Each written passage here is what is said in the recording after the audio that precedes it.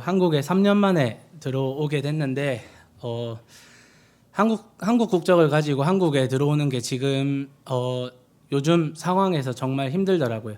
한국 정부가 PCR 검사로 48시간 내에 음성 결과지를 제출을 해야만 비행기를 탈 수 있게 만들어 놓아서 제가 한국 국적을 가지고 있는데도 한국에 들어오는 것을 허락을 받아야 하는 이런 상황을 보고 비행기에서 어떤 생각을 했냐면 한국이 내 나라가 아니라 하나님 나라가 내 나라다 이런 생각을 하게 되었습니다. 여러분도 한국에 사시지만 하나님 나라 백성으로서 열심히 주를 섬기다가 하늘나라에서 함께 보았으면 좋겠습니다. 우리가 일상생활에서 흔히 교회를 간다라는 표현 대신에 좀 관용적으로 즐겨 사용하는 표현이 예배를 드리러 간다라는 표현을 즐겨 사용합니다. 이 표현은 교회를 한 번도 다녀보지 않은 사람들도 교회를 가는 사람을 두고 그 사람이 교회에서 정확하게 어떤 일을 하는지는 모르지만 저 사람이 예배 드리러 간다 혹은 예배 보러 간다 이런 식으로 표현을 하는 것을 우리가 종종 듣습니다. 그렇기 때문에 예배는 그리스도인으로서 떼어놓을 수 없는 신앙 활동 혹은 신앙 행위 정도로 이해할 수 있을 것 같습니다. 특별히 우리가 코로나 시대, 이 비대면 시대를 뚫고 다시 교회로 돌아온 이 시대의 여러분들이 예배를 생각할 때, 예배를 대할 때에 어떤 마음과 감정을 가지고 계시는지 여러분 스스로 한번 질문을 던져보았으면 좋겠습니다. 여러분이 왜 교회에 나오시고 교회 성도들과 왜 교제를 하시고 또 다음 주에는 야외 예배를 가서 왜 거기서 예배를 드리고 교제를 해야 하는지 그 교제의 의미는 무엇인지 여러분 스스로 한번 질문을 던져보시기를 바랍니다.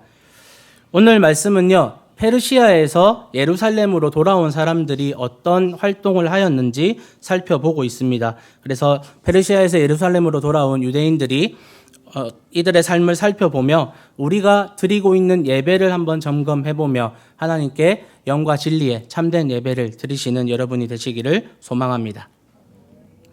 오늘 말씀을 좀 더 잘 이해하기 위해서는 에스라서의 역사적인 배경을 이해하는 것이 중요합니다.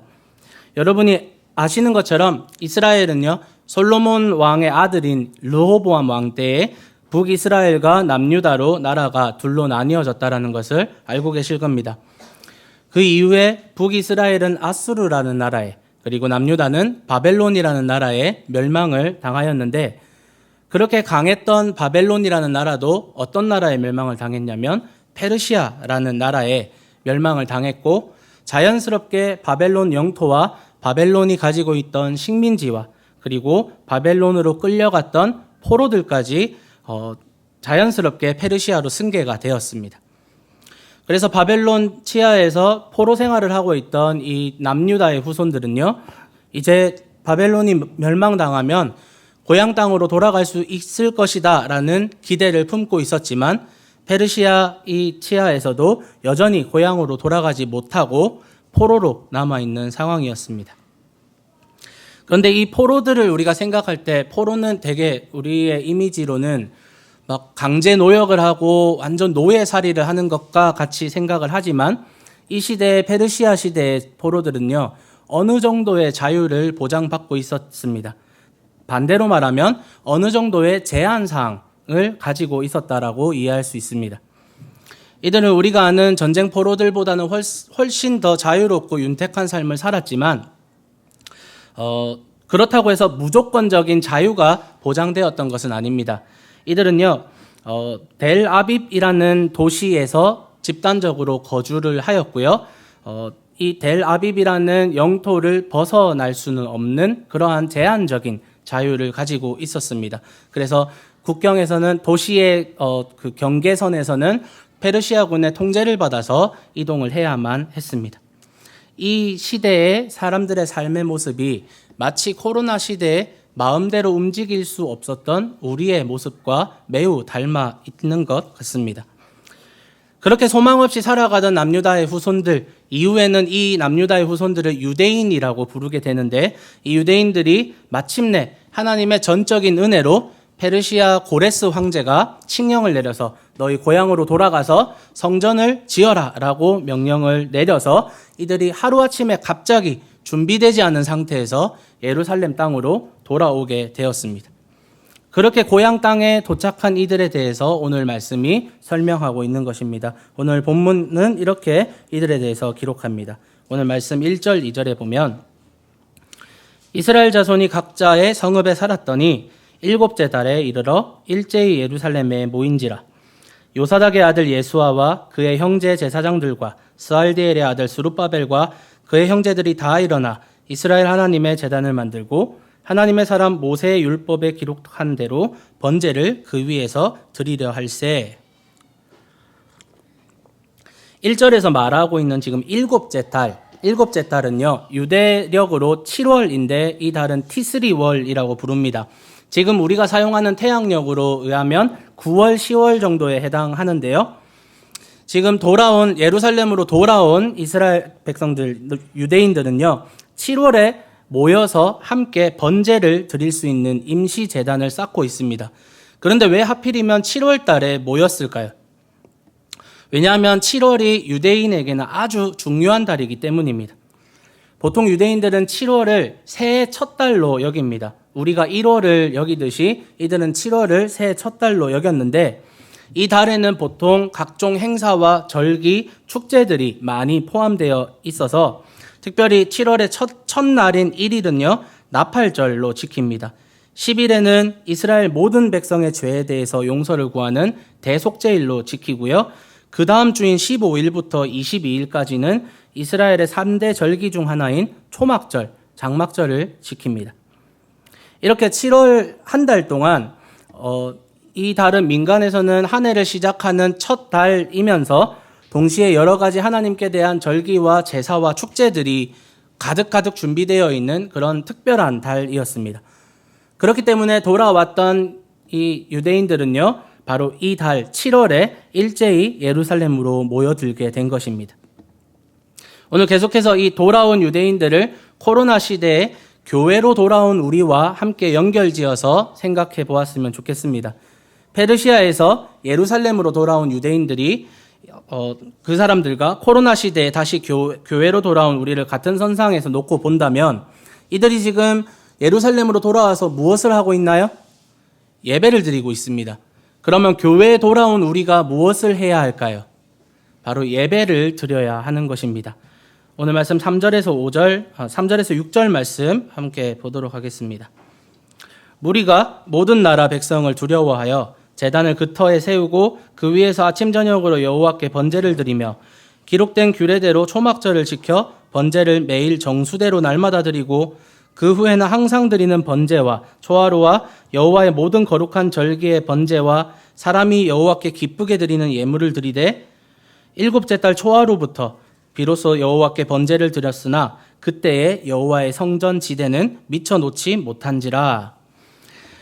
유대인들은 7월의 중요한 명절인 초막절을 잊지 않았습니다. 기록된 대로 하나님의 말씀이 명령하는 대로 정해진 방식에 맞는 절기에 맞는 제사를, 즉 예배를 드렸다라는 의미입니다. 방금 읽었던 3절에서 6절을 보시면 규례를 따라서 날마다 번제를 드렸는데 정해진 정수대로 드렸다라고 말을 합니다. 이 정수대로 드렸다라는 말은 율법 규정, 민수기를 보시면, 민수기 29장을 보시면 율법 규정에 의해서 초막절에는 첫날에 숫송아지를 13마리를 바치고 순양 2마리, 1년 된 어린 순양 14마리를 바칩니다. 둘째 날에는 숫자가 조금 달라집니다. 첫째 날에 13마리를 바쳤던 숫송아지를 둘째 날에는 12마리로 줄입니다. 그래서 셋째 날에는 11마리로 줄이고 넷째 날에 10마리로 줄이고 이렇게 율법이 요구하는 예배의 방식이 있었습니다. 그 방식이 디테일하게 기록되어 있는 곳이 민수기이고요. 그 민수기 말씀대로 돌아왔던 이 유대인들이 정수대로 예배를 드리고 있다라는 말씀입니다. 그래서 이 예배가 7월 초하루인 1일 나팔절부터 온전히 예배 제도를 온전히 회복시켜서 완전히 재정비해서 이제 예배 공동체가 출발을 하고 있습니다. 이 사람들이 예배를 하고 있습니다. 그리고 그 예배를 정성을 다해서, 그리고 사람에게 맞춰진 예배가 아니라 하나님께서 원하시는 그 방법 그대로 올바르게 예배하고 있습니다. 우리는 구약 성경을 통해서 올바르지 않았던 예배를 몇 번 경험합니다. 예를 들자면 사울 왕이 모두 죽이라고 했던 그 이방인의 모든 짐승들과 약탈물들을 자기가 하나님께 드리겠다고 제사를 직접 드립니다. 그래서 사무엘이 사울에게 순종이 제사보다 낫다라고 책망한 적이 있습니다.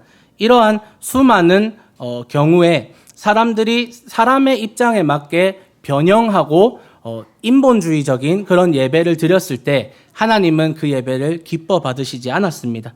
그런 의미에서 돌아왔던 이 유대 공동체는 하나님이 원하시는 방법대로 온전한 예배를 회복하고 있다라고 생각됩니다. 이들이 하나님을 기억하고 있습니다. 하나님의 말씀을 기억하고 있고 하나님이 원하시는 것이 무엇인지 구하고 있습니다. 이들은요 분명히 자신들의 선조들이 하나님을 기억하지 못하고 하나님을 떠난 것으로 인하여 하나님의 징계로 나라가 망하고 자신들은 포로로 끌려갔음을 분명히 알고 있습니다. 아니 오히려 돌아온 사람들 중에서는 페르시아에서 태어난 사람이 아니라 포로기 때 끌려갔다가 다시 돌아온 사람들도 그런 노인 세대들도 분명히 있었을 것입니다. 그런 그들이 예루살렘으로 돌아와서 아직 이 성전이 회복되기 전 하나님의 영광을 위한 하나님이 받으시는 온전한 예배를 회복하는데 지금 앞장서고 있습니다. 성전이라는 건물이 지어지기 전에 하나님을 예배하는 예배 공동체가 먼저 만들어진 것입니다. 그래서 교회는 건물이 아니라 예배드리는 사람들이 교회라는 사실을 우리가 배울 수 있습니다. 이러한 예배하는 마음과 예배하는 사람들은 하나님과 하나님의 영광을 지향할 수밖에 없습니다. 사람을 지향하는 것이 아니라 하나님을 바라보고 이 예배의 방향성은 하나님께 올려집니다. 그래서 하나님께서 영광스러운 분이라는 고백과 함께 세상에 보여주신 하나님의 한없는 영광들, 창조의 영광, 섭리의 영광, 구원의 영광과 같이 세상 구석구석 하나님께서 영광을 비춰주시고 그리고 계시하고 계신 하나님의 크신 영광을 사람들이 인정하고 그 영광을 하나님이 비추어 주셔서 세상 가운데 있는 그 영광을 하나님께 다시 돌려드린다라는 의미에서 하나님께 영광 돌린다라는 의미를 가집니다. 그렇기 때문에 바울은요 로마서에서 어떤 이야기를 하냐면 창조 때로부터 하나님의 끝없는 영광이 모든 사람이 알만하도록 세상 구석구석에 자연 속에 세상 속에 사회 속에 그리고 인간관계 속에 구석구석 하나님이 하나님 자신을 계시하시고 알려주셨지만 사람은 그 죄로 인해서 하나님의 영광을 하나님께 돌려드리지 않고 오히려 자연을 보고 하나님을 기억하지 못하고 자연을 보고 자연을 두려워하여서 자연을 섬기고 바다가 두려워서 바다를 섬기고 산이 두려워서 산을 섬기는 그렇게 해서 자연을 우상으로 섬기며 우상으로 만들며 섬기는 그러한 잘못을 범하였다라고 로마서에서 바울이 지적하고 있습니다. 그렇기 때문에 예배 포인트는요.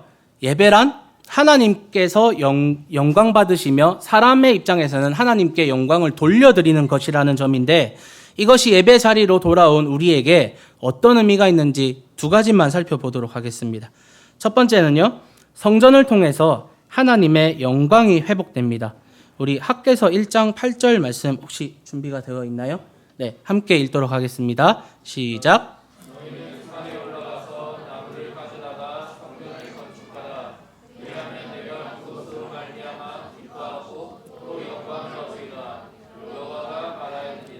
아멘. 학개와 스가랴 선지자가 바로 이 에스라 시대에 활동했던 선지자입니다. 이들은요, 이들의 선포의 말씀은 성전을 지어라라는 그러한 선포들이 학개서와 스가랴서에 들어있는데 하나님의 학개 선지자를 통해서 무엇을 말하냐면 성전을 기쁘게 여기겠다. 그리고 성전을 통해서 영광 받으시겠다라고 말씀하십니다. 바로 성전이 하나님이 영광 받으시고 하나님의 영광이 드러나는 통로가 된다라는 것입니다. 그렇기에 성전 재건이 지금 이 에스라 시대 사람들에게 예배 공동체가 만들어지고 성전이 만들어지는 게 왜 중요했느냐? 꼭 성전이 필요했느냐? 우리로 따지면 온라인 예배를 드리면 되는데 왜 굳이 교회를 나와야 하느냐? 교회에 모여서 왜 예배를 드려야 하느냐라고 묻는다면 하나님은 성전을 그리고 교회를 하나님의 영광을 드러내는 도구로 사용하시겠다라는 겁니다. 이 목적은 하나님과 하나님의 영광을 위한 목적도 있지만 조금 깊이 그 내면을 들여다보면 사실은 하나님은 사람을 위해서 이렇게 하신 것입니다. 왜냐하면요, 사람은 시각적이고 물질적인 요소에 영향을 받기가 너무나도 쉽습니다. 아무것도 없이 교회 개척을 했을 때 천막을 치고 예배를 드리는 것보다 건물이 있는 게 더 교회다워 보입니다. 사람들의 입장에서는. 상가 건물이나 가건물보다는 전형적인 교회 건물을 선호하는 것이 사람들의 시선과 물질적인 면에서 그렇게 된다라는 것입니다. 더군다나 그리스도인이 아닌 사람들은 오히려 그 면에서 더욱더 물질적인 것을 추구할 뿐입니다. 조금 시점을 과거로 한번 우리가 회상을 해볼게요. 온라인으로 예배를 드릴 때 여러분 어떠셨나요? 혹시 한국은 완전히 교회가 문을 닫고 온라인만 진행했던 적이 있나요, 혹시? 있었나요? 있었군요. 제가 사는 멜번이 지난 2년 반이 지났죠. 2년 반 동안 세계에서 가장 락다운을 오래 유지한 도시로 불명예를 안았습니다. 네. 그래서 얼마나 됐느냐 하고 제가 구글에다가 검색을 해보니 2년간에 2020년, 2021년 이 2년간에 262일 동안 락다운을 지속하였습니다. 락다운은 여러분 모르시는 분들은 어떤 거냐면 락다운은 마트와 병원을 제외한 필수적인 활동을 제외하고는 집 밖 출입을 법적으로 막아버리는 것입니다. 혹시나 내가 마음대로 밖을 나갔을 때 경찰에게 걸리면 벌금이 한 300만 원 정도의 벌금이 부과가 됩니다. 그렇기 때문에 하루에 딱 한 번 마트에 가는 것 외에는 밖으로 갈 수가 없습니다. 교회는 조금 더 심하게 핍박을 받아서 예배가 약 400일 정도 온라인으로만 지속이 되었습니다. 온라인 예배 때 편리함은 있었지만 처음부터 끝까지 예배의 자리를 지키는 것이 너무나도 어렵다라는 피드백이 많이 들어왔습니다. 여러분 경험을 한번 떠올려 보세요. 혹시나 온라인으로만 처음부터 끝까지 예배를 드릴 때 옷을 갈아입고 조금 단정한 복장과 그런 단정한 마음으로 예배를 대하셨는지 아니면 중간중간에 부엌도 갔다가 화장실도 갔다가 그렇게 자연스럽게 자유롭게 예배를 드리셨는지 그리고 우리가 다시 현장에 다시 모일 수 있게 마련되었을 때 여러분 함께 예배를 드렸을 때 어떤 마음이 들었나요? 저는 400일 정도를 카메라만 보고 설교를 했습니다. 온라인으로만 모일 수 있는 인원이 정부에서 5명으로 지정을 하였습니다. 그래서 설교자, 찬양 인도자, 반주자, 그리고 카메라, PPT 이렇게 5명만 모여서 최소의 인원만 예배를 위해서 온라인으로 진행을 하였습니다. 그렇게 400일 정도를 카메라만 보고 설교를 하니 400일 뒤에 사람들이 모였을 때 감격은 이루 말할 수 없습니다. 많은 사람들이 함께 모였을 때 눈물을 흘리고 별것 아닌 제 설교에 눈물을 흘리시며 기뻐하시는 모습이 지금 머리에 선합니다. 하나님을 위하면서도 또 동시에 사람을 위한 성전이 만들어집니다. 건물로서의 성전이 아니라 하나님이 세상에서 세상 밖으로 구별하여서 불러내신 예배 공동체인 교회를 의미합니다. 모일 수 있는 교회 공동체가 만들어졌습니다. 개인이 아니라 공동체가 만들어집니다. 그래서 예배는 항상 공동체가 하나님께 드리는 형식으로 성경에 기록되어 있습니다. 사실 하나님은 예배 받으시는 이 목적 아래에서 처음부터 삼위일체 공동체의 하나님의 형상을 따라 인간을 창조하셨기 때문에 우리의 모습이 추구하는 방향성도 공동체를 원하셨습니다. 그래서 아담이 혼자인 것을 좋지 않게 여기시고 하와를 허락하셨습니다. 그리고 최초의 예배에 기록이 되어 있는 것이 창세기 4장 26절인데 이렇게 기록합니다. 셋도 아들을 낳고 그의 이름을 에노스라 하였으며 그때의 사람들이 비로소 여호와의 이름을 불렀더라. 에노스가 하나님의 이름을 불렀더라. 아담이 하나님의 이름을 불렀더라가 아니라 사람들이 하나님의 이름을 불렀다라고 고백합니다. 그래서 최초의 예배도 사람들이라는 공동체의 영역에 허락된 것이었습니다. 하지만 역사가 흐르면서 사람들이 바벨탑으로 범죄를 하자 사람들을 흩어버리십니다. 다 각각의 언어를 혼잡하게 해서 사람들을 흩어버리십니다. 공동체를 해산시킨 것입니다. 그러나 다시 아브라함의 후손들을 다시 모으시고 공동체를 만드셔서 하나님은 예배 받으셨어요. 그 이후에 또 범죄한 이들은요, 나라가 망해서 다시 하나님이 이들을 흩어버리십니다. 하지만 바로 에스라의 이 시점에 포로 생활이 끝이 나고 하나님은 다시 오늘 말씀처럼 예배의 자리에 공동체를 흩어져 있던 사람들을 다시 모아주신 것을 보면서 하나님의 사람들은 반드시 모임과 공동체를 이룰 수밖에 없음을 우리가 오늘 말씀을 통해서 배울 수 있습니다. 구약 성경을 살펴보면 언제나 나의 하나님이라는 고백보다 어떤 고백이 압도적으로 많냐면 이스라엘의 하나님, 이스라엘의 하나님이라는 공동체의 고백을 드렸으며 초대교회에서도 언제나 공동체로 모이고 회당에 모이고 교회에서 모였습니다. 비록 핍박으로 인해서 사도들이 목이 잘리고 이런 핍박이 있을 때 이 사람들은 무서워서 각 지역으로 흩어졌지만 그들은 다시 그 지역에서 복음을 전하고 교회와 공동체를 세워서 다시 예배하게 됩니다. 이러한 예배 공동체가 모여서 하나의 고백으로 하나님께 영광을 돌리는 이 예배는요, 결국은 하나님의 사람들에게 무엇이 있냐? 삼위일체 하나님의 형상을 닮았기 때문에 공동체 DNA가 우리 가운데 있기 때문입니다. 그렇기 때문에 성전은요, 하나님께서 영광 받으시는, 영광을 비춰주시는 그러한 것이기도 하지만 사람을 위한 것이기도 합니다.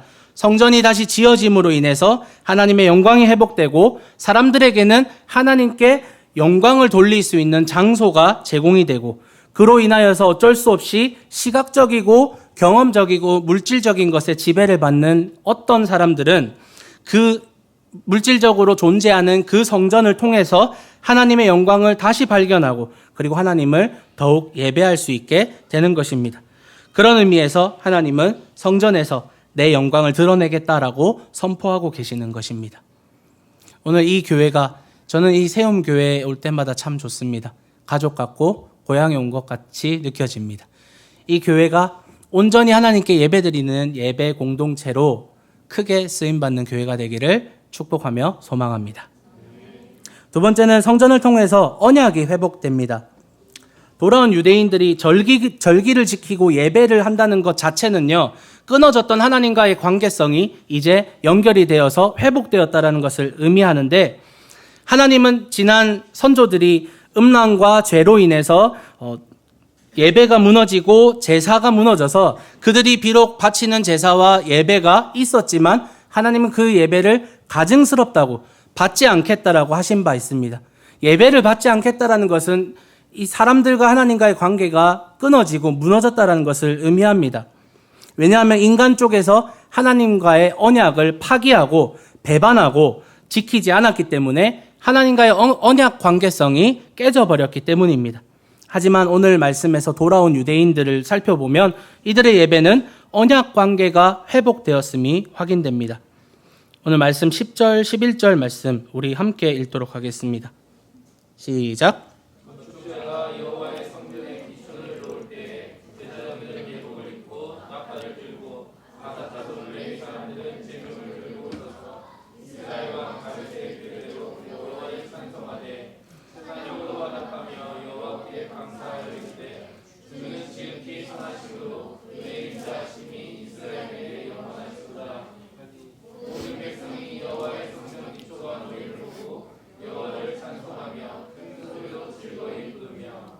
아멘. 여러분 혹시 좋으신 하나님이라는 찬양 아시죠? 좋으신 하나님 인자와 자비 영원히, 죄송해요 노래를 못 불러서. 이 곡을 쓴 이스라엘 호튼이라는 사람이 이 말씀으로 그 찬양의 가사를 지었는데, 주님은 선하시다라는 그 11절의 말씀이 You are good입니다. He is good. 하나님은 좋으신 하나님이시다라는 그런 말씀입니다. 성전의 기초를 놓는 사람들이 일하고 지금 노동하는 것이 아니라 하나님을 찬양하려고 예배하려고 그 자리에 섭니다. 그리고 화답하며 찬양하기를 주님은 선하시다, 한결같이 이스라엘을 사랑하신다라는 고백을 합니다. 이 고백은요, 하나님이 이들에게 좋은 하나님, 선하신 하나님이신 이유는 하나님께서 이들을 한결같이 영원히 사랑하시는 임마누엘의 하나님이시기 때문입니다. 이들이 노래하는 사랑이 바로 하나님의 언약을 이야기합니다. 왜냐하면 하나님이 그들을 사랑하셨기 때문에 그들을 선택하시고 약속하시고 구원하셨기 때문입니다. 그래서 오늘 이 11절의 고백은요, 사실 어떤 고백의 복습이냐면 모세가 했던 출애굽기 34장 6절의 말씀의 복습입니다.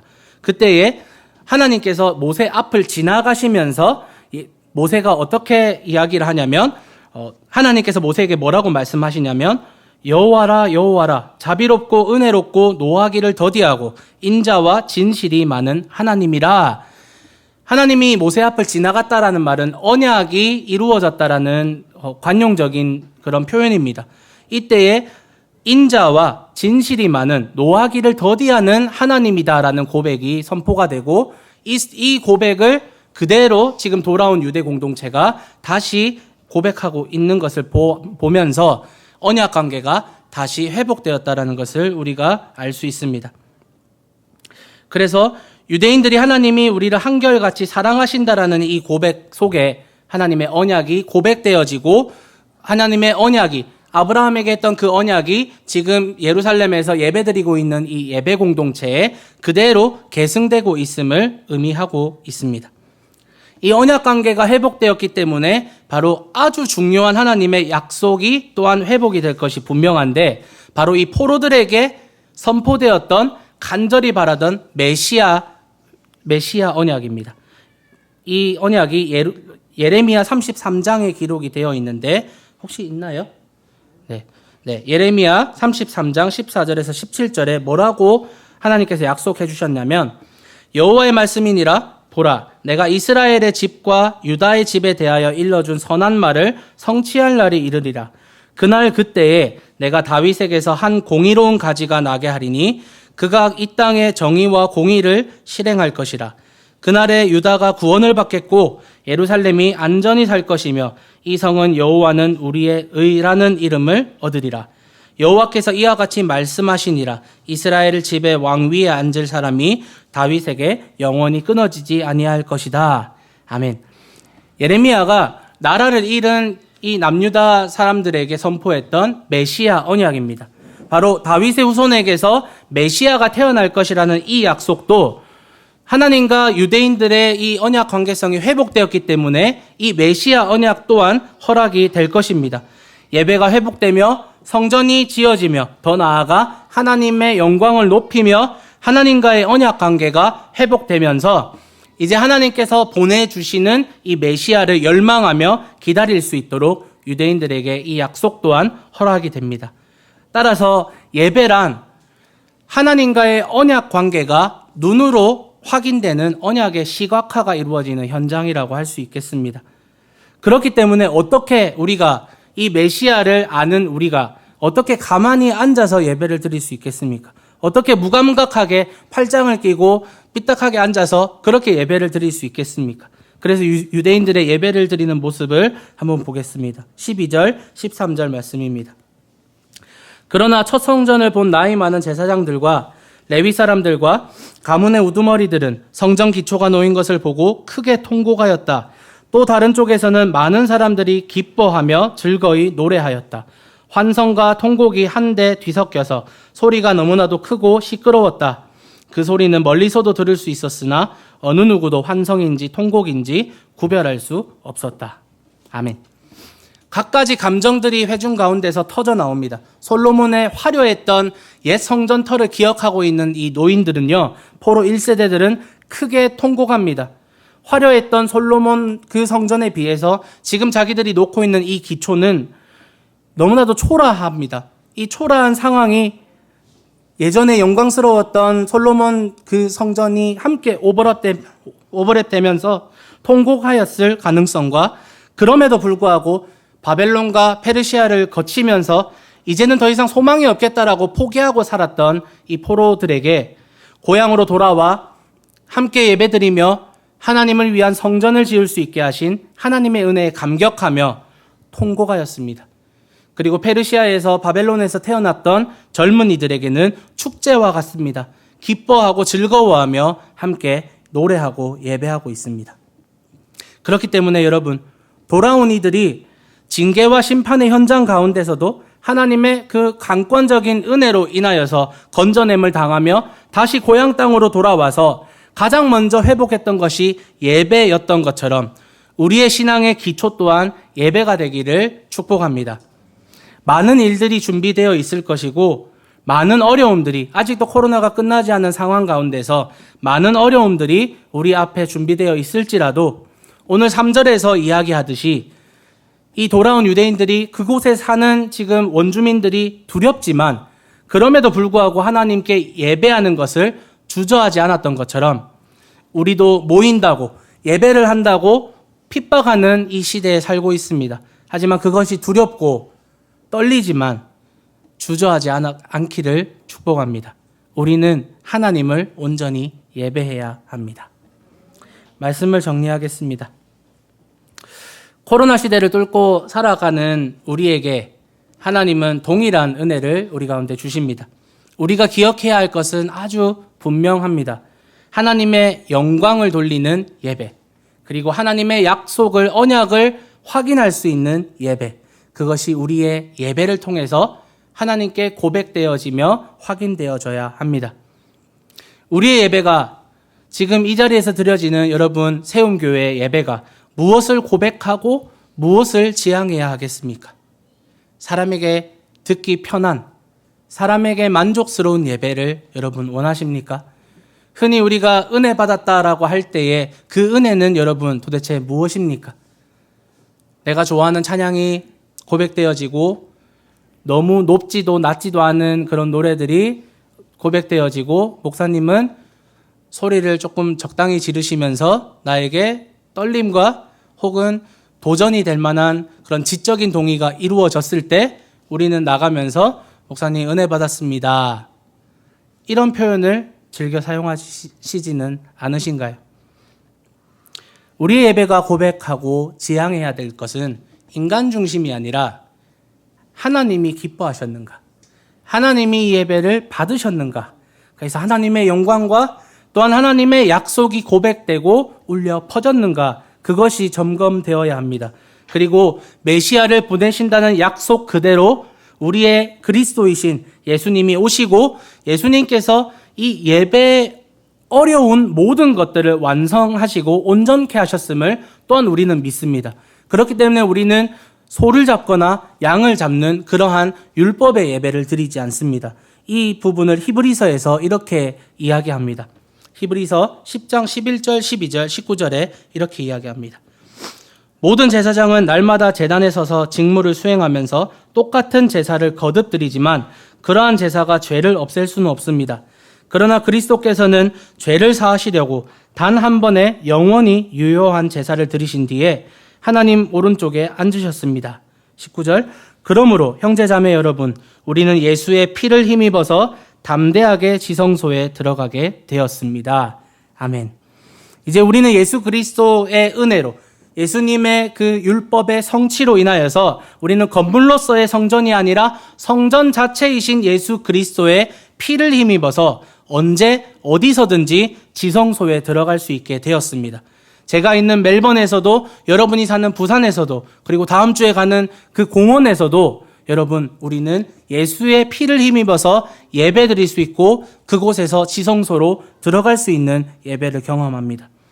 예배의 모든 어려운 부분들을 예수님께서 모두 성취하시고 해결해 주셨고, 그로 인해서 우리는 하나님께 이 성전 시대를 살아갔던 사람들에게 미안할 정도로 정말 편하게, 편리하게 예배를 드릴 수 있게 되었습니다. 이 모든 것을 이루신 분이 바로 예수님이시며 우리는 예수님을 믿기 때문에 히브리서 기자는 이 예배를 드리는 사람들에게 이렇게 당부합니다. 우리 함께 한 목소리를 읽읍시다. 히브리서 10장 25절입니다. 시작.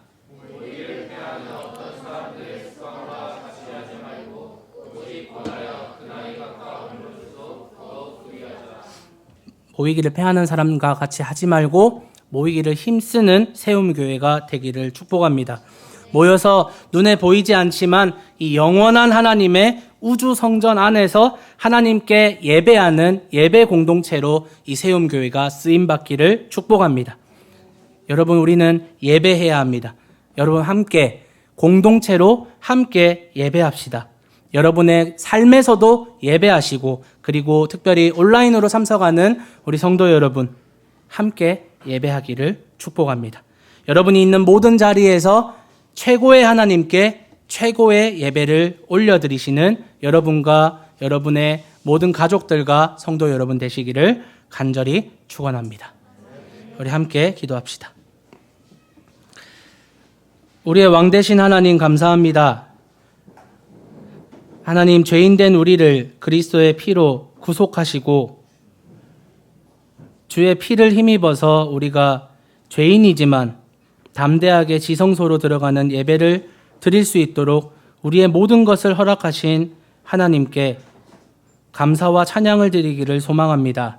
주님, 우리는 여전히 죄인이며 여전히 연약하지만 그럼에도 불구하고 우리를 대신하여 죽으신 예수님을 항상 의지할 수 있도록 도와주셔서 세움교회에서 드려지는 모든 예배가 예수님을 의지하는 예배, 그렇기 때문에 하나님께 영광을 돌리며 하나님께서 우리를 사랑하신다는 그 언약이 확인되며 예수님께서 우리의 구원자라는 그 사실이 고백되어지며 선포되는 그런 예배가 될 수 있도록 도와주시며, 주님, 일주일에 한 번 이 자리에서 예배드리는 것으로 만족하는 것이 아니라 매일의 삶에서 예배 공동체로 살아내는 우리 세움교회 예배 공동체 될 수 있도록 도와주시옵소서. 감사합니다. 살아계신 예수님의 이름으로 기도합니다.